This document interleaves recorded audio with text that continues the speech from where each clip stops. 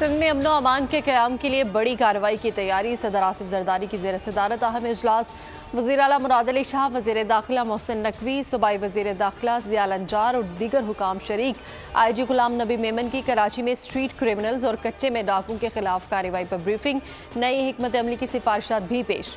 कराची में street criminals के cases के लिए खुसूसी अदालतें बनाने की तजवीज़।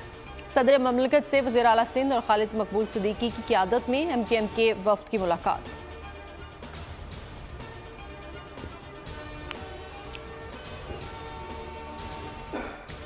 कायद-ए-आज़म ने कहा था कि इसराइल एक नाजायज़ रियासत है, हमास हक पर है। हम फ़लस्तीनियों के साथ कदम मिलाकर खड़े हैं।